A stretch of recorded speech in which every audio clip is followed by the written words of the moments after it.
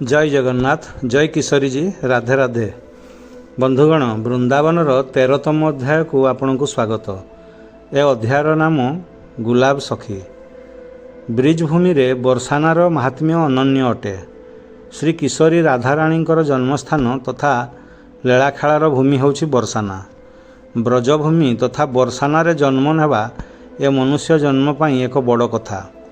केवल बरसाना सहित ब्रजभूमिर गोवर्धन, नंदग्राम, वृंदावन, मथुरा, गोकुल एसबु स्थान मानकर जन्मग्रहण करवा ए मनुष्य जन्म एक विरल घटना। कारण ए ब्रजभूमिर आध्यात्मिक विशेषता अत्यंत विरल एवं उच्चकोटीर। भक्त ए माटीर प्रत्येक कणिकार श्री ठाकुरजी एवं श्री किशोरीजींकर महमह ऐश्वर्य सत्ता को उपलब्धि करिपारे।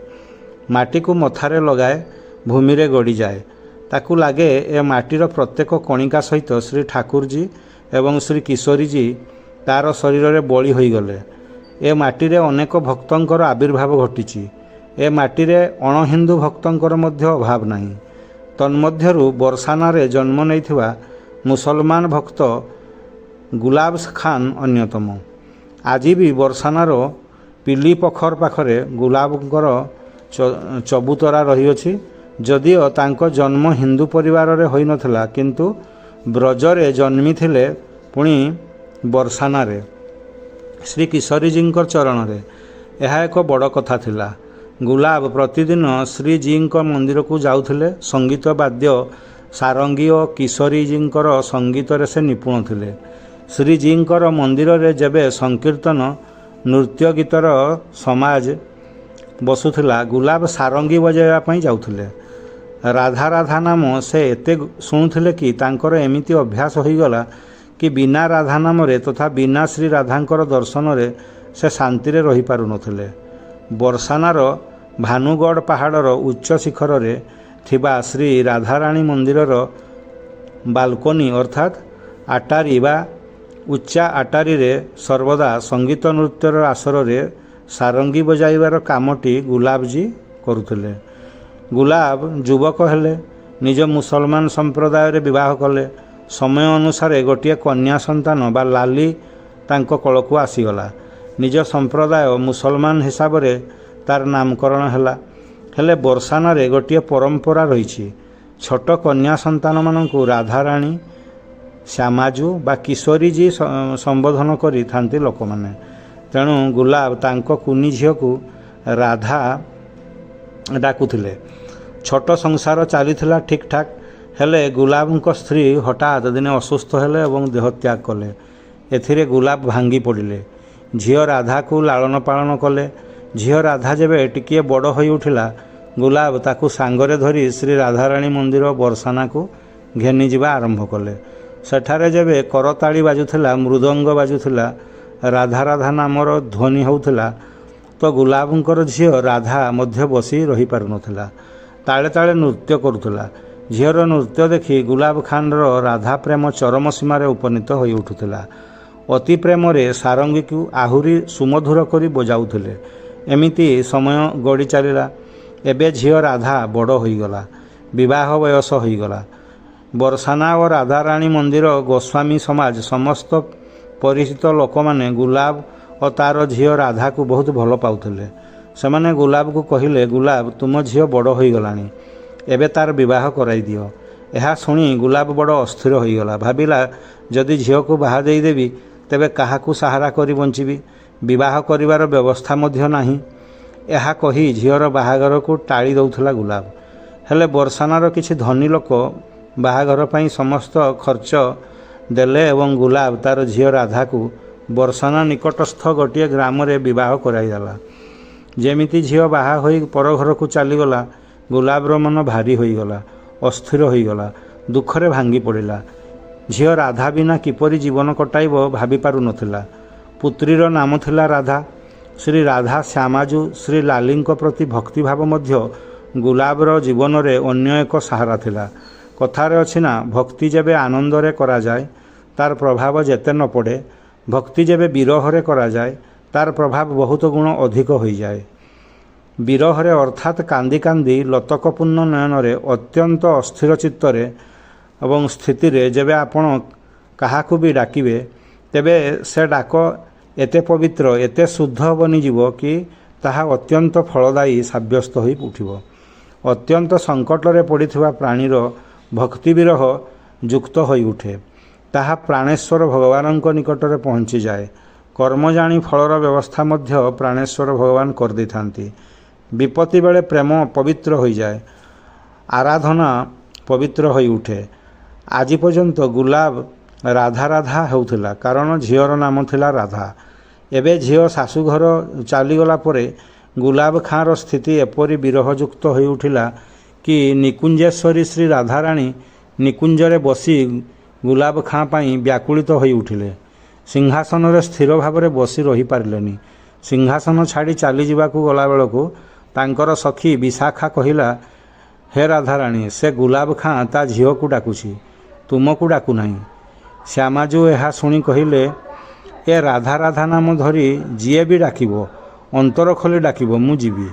ଭଲା ଏ ଗୁଲାବ ଖାଁ ମୋ ନାମ ଧରି ଡାକୁଛି, ତା ଝିଅର ନାମ ଆଜିକୁ 18 ବର୍ଷ ତଳେ ରାଧା ଦିଆଯାଇଥିଲା।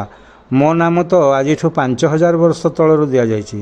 ତେଣୁ କୁହ, ମୋ ନାମ ହିଁ ତ ରାଧା ନା ସେ ତା ଝିଅର ନାମ ରାଧା? ଅନ୍ତର ଖୋଲି ଡାକୁଛି ଗୁଲାବ ଖାଁ, ତେଣୁ ମୁଁ ନିଶ୍ଚିତ ଯିବି। ବନ୍ଧୁଗଣ, ଏ ରାଧାରାଣୀ କିଶୋରୀଜୀ ବହୁତ ଭୋଲି, ବହୁତ ସାଧାସିଧା ବ୍ୟକ୍ତିତ୍ୱ, ବହୁତ କରୁଣାମୟୀ। ଏପଟେ ଗୁଲାବ ଝିଅର ବିରହ ବେଦନାରେ ରାଧା ରାଧା କହି ତାର ଗାଁ ଆଡ଼କୁ ମୁହାଁଇଥିଲା ବେଳେ ଅଧରାସ୍ତାରେ ଶ୍ରୀ ରାଧାରାଣୀ ତାରି ଝିଅର ରୂପ ଧାରଣ କରି ତା ସାମ୍ନାକୁ ଚାଲି ଆସିଲେ। ଝିଅକୁ ସାମ୍ନାରେ ଦେଖି ଗୁଲାବ ତୁରନ୍ତ ଦୌଡ଼ି ଯାଇ ରାଧାଙ୍କୁ କୁଣ୍ଢାଇ ପକାଇଲା।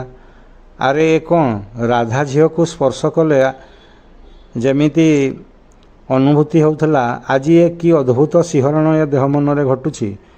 ଏ ଅନୁଭୂତି ଆଗରୁ କେବେ ଗୁଲାବ ଖାଁ ପାଇନଥିଲା। ଆଜି ଏକ ଦିବ୍ୟ ସୁଗନ୍ଧଯୁକ୍ତ ମହମହ ପ୍ରେମପୂର୍ଣ୍ଣ ଭାବର ଉଚ୍ଚାଟ ତରଙ୍ଗ ତା ଦେହ ମନରେ ପ୍ରବାହିତ ହୋଇଯାଉଥିଲା। ଏହାର କାରଣ ଏ ରାଧା ଗୁଲାବର ନିଜ ଝିଅ ନଥିଲେ, ଏ ତ ସ୍ୱୟଂ ଶ୍ୟାମାଜୁ ରାଧାରାଣୀ ଥିଲେ। ଗୁଲାବର ଝିଅ ରୂପୀ ରାଧାରାଣୀ କହିଲେ, ବାପା, ଏତେ ଖରା ଟାଣ ହେଉଛି, ଏତେ ଗରମ ହେଉଛି, ଆପଣଙ୍କୁ ଶୋଷ ହେଉଥିବ, ଏଇ ନିଅ ପାଣି କହି 2-4 ଘୋଟ ପାଣି ଗୁଲାବଙ୍କୁ ରାଧାରାଣୀ ପିଆଇ ଦେଲେ। ବାପା, ଆପଣ ଯଦି ସବୁଦିନ ମୋ ଶାଶୁଘରକୁ ଆସିବେ, ତେବେ ମୋ ଶାଶୁଘର ମୋ ଉପରେ ରାଗ କରି କଷ୍ଟ ଦେବେ। କହିବେ, ତୋର ପିତା କେମିତିକା ଲୋକ, ପ୍ରତିଦିନ ଆସି ଯାଉଛି। ତେଣୁ ବାପା, ତୁମେ ସବୁଦିନ ଏଠାକୁ ଆସନି। ମୋ ରାଣ, ତୁମେ ସବୁଦିନ ଏଠାକୁ ଆସିବ ନାହିଁ। ଏବେ ତୁମେ ରାଧା ରାଧା କହି ଜୋରରେ ଡାକିଦେଲେ ମୁଁ ତୁମ ପାଖରେ ହାଜର ହୋଇଯିବି। ବାସ୍ତବରେ ରାଧାରାଣୀ କିଶୋରୀଜୀ ଗୁଲାବଙ୍କୁ ଏ ବଚନ ଦେଉଥିଲେ, ହେଲେ ଗୁଲାବକୁ ଲାଗୁଥିଲା ଏ ତାଙ୍କର ଝିଅ ରାଧା। ତେଣୁ ଆଉ ଥରେ ଗୁଲାବ ପଚାରିଲେ, ରାଧା, ତୁ ସତରେ ମୁଁ ଡାକିଲେ ଆସିଯିବୁ? ରାଧା ହଁ କହିଲେ। ସେମିତି ଅନେକ ଥର ଘଟିଲା। ଗୁଲାବ ରାଧା ରାଧା ଡାକ ଛାଡ଼ିଲା କ୍ଷଣି ଶ୍ରୀ ରାଧା ଶ୍ୟାମାଜୁ ଗୁଲାବର ଝିଅ ବେଶ ଧାରଣ କରି ସାମ୍ନାରେ ପ୍ରକଟ ହୋଇଯାଉଥିଲେ ଏବଂ ବାର୍ତ୍ତାଳାପ କରୁଥିଲେ। ବନ୍ଧୁଗଣ, ନା ଯଜ୍ଞ, ନା ଅନୁଷ୍ଠାନ, ନା କୌଣସି ପ୍ରକାର ତପସ୍ୟା ଜପତପ ଏସବୁ ଥିଲା, ନା ଗୁଲାବ ଖାଁର ଜୀବନରେ ଏସବୁ କିଛି ନଥିଲା। କେବଳ ମାତ୍ର ଥିଲା ବିରହ ଭାବ। କରୁଣ ଭାବର ଡାକ, ରାଧାରାଣୀଙ୍କ ପ୍ରତି ଭକ୍ତି ଏବଂ ପ୍ରେମର ଆବେଗ ମିଶି ଯାଇଥିଲା ନିଜ ଝିଅ ରାଧାକୁ ଦୂରେଇ ଦେବାର ବିରହ ବେଦନାରେ। ଏମିତି କିଛି ଦିନ ଚାଲିଲା। ହେଲେ ଏମିତି ଏକ ସମୟ ଆସିଲା, ଗୁଲାବ ଖାଁ ଯେତେ ଡାକିଲେ ମଧ୍ୟ ଶ୍ରୀ କିଶୋରୀଜୀ ଗୁଲାବର ଝିଅ ରାଧା ରୂପରେ ଆଉ ପ୍ରକଟିତ ହେଲେ ନାହିଁ। ଗୁଲାବ ଭାବିଲା, ଏବେ ଯେତେ ଡାକିଲେ ମଧ୍ୟ ମୋ ରାଧା ଆଉ ପାଖକୁ ଆସୁନାହିଁ। ତେଣୁ ଦିନେ ଅର୍ଦ୍ଧରାତିରେ ଗୁଲାବ ଖାଁ ବର୍ଷାନାର ଶ୍ରୀ ରାଧାରାଣୀ ମନ୍ଦିରର ସିଂହଦ୍ୱାରରେ ପହଞ୍ଚିଗଲା। ସେଠାରେ ବସିପଡ଼ି ଜୋରରେ କାନ୍ଦିବାକୁ ଲାଗିଲା। ମନ ଦୁଃଖରେ ବହୁତ ଦିନ ପରେ ଆଜି ଗୁଲାବ ସାରଙ୍ଗୀ ବାଦନ କରିବାକୁ ଲାଗିଲା। ବିରହ ସ୍ୱର ସାରଙ୍ଗୀରେ ଫୁଟି ଉଠୁଥିଲା। ଶ୍ରୀ ରାଧା ଗୁଲାବର ଝିଅ ବେଶ ଧାରଣ କରି ନୃତ୍ୟ କରିବାକୁ ଲାଗିଲେ। ରାତି ବଢ଼ି ଚାଲିଲା। ବ୍ରାହ୍ମ ମୁହୂର୍ତ୍ତ ଆସିଗଲା। ସକାଳର ମଙ୍ଗଳାଚରଣ ଓ ଆଳତୀର ସମୟ ହୋଇଗଲା। ମନ୍ଦିର ଘଣ୍ଟି ଗୋସ୍ୱାମୀ ପଣ୍ଡିତ ବଜାଇ ଦେଲେ। ଶ୍ରୀ ରାଧା ମନ୍ଦିର ଭିତରକୁ ଚାଲିଗଲେ। ଗୁଲାବ ଖାଁ ତା ଝିଅକୁ ଦେଖିବାକୁ ନ ପାଇ ଏଣେ ତେଣେ ଦୌଡ଼ିବାକୁ ଲାଗିଲା। ପୂଜାରୀ ଗୋସ୍ୱାମୀଜୀଙ୍କୁ କେବଳ ଗୁଲାବ ଦେଖାଯାଉଥିଲା। ଶ୍ରୀ ରାଧା ମନ୍ଦିର ବିଗ୍ରହରେ ଲୀନ ହୋଇଯାଇଥିଲେ।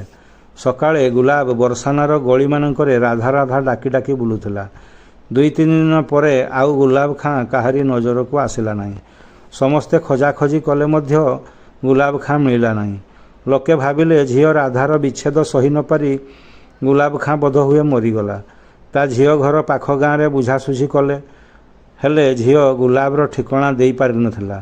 କିଛିଦିନ ଲୋକେ ମନ ଦୁଃଖ କଲେ ଗୁଲାବର କଥା ଭାବି, ହେଲେ କିଛିଦିନ ପରେ ସମସ୍ତେ ତାକୁ ଭୁଲିଗଲେ। ଏମିତି 6 ମାସ ବିତିଗଲା। ଦିନେ ମନ୍ଦିରରେ ରାତ୍ରି ପହଡ଼ ପକାଇ ଗୋସ୍ୱାମୀ ପୂଜାରୀ ମହାଭାଗ ଅନ୍ଧାରରେ ଘରକୁ ଫେରୁଥିଲେ।